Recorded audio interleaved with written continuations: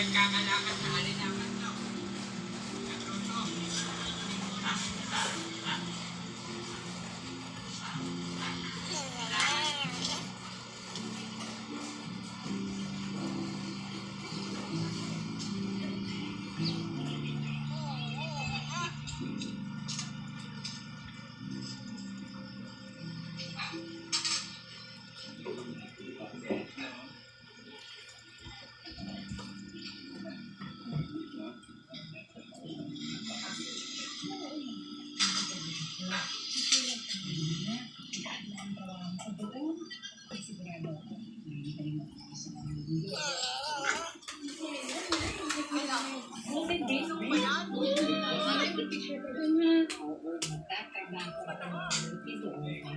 Picture tayo sama-sama.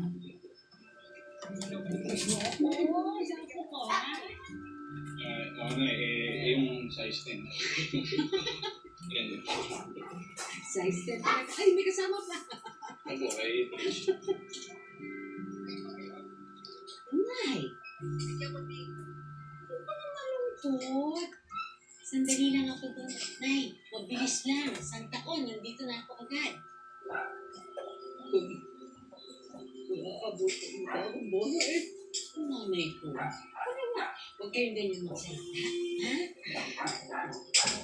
Ang layo-layo ng Amerika namin.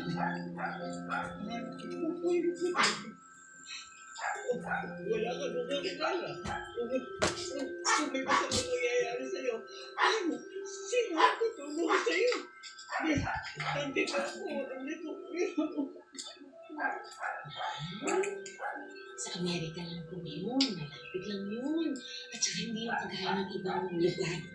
At saka mababait ang amo ko. Kababahan natin. Okay. Ito mo, maaraw! Alala, Nay.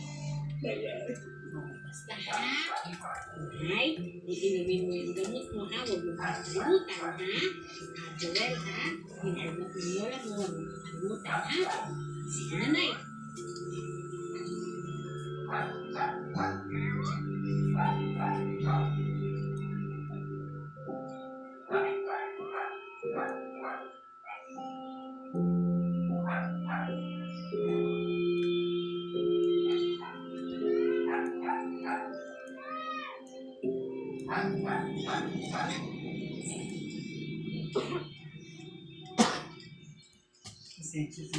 Punong-puno ako ng pag-asa nang dumating ako sa San Francisco, California, sa bahay ng kapatid ni Ma'am Angela na si Ma'am Emily. Naging maayos ang pakikitungo sa akin ni Ma'am Emily. Naging ng kanyang ina na si Ma'am Gloria bilang travel company at caretaker nito. Inakala ko iyon na ang simula ng aming swerte.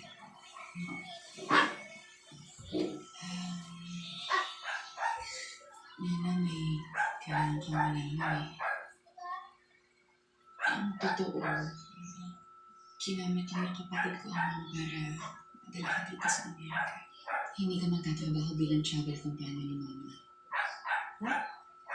Nandito ka para maging katulong ni Angela sa LA.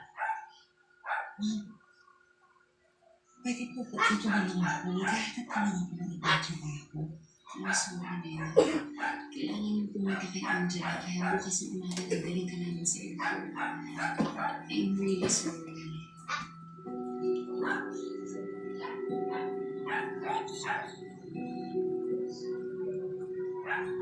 Yan ang master bedroom.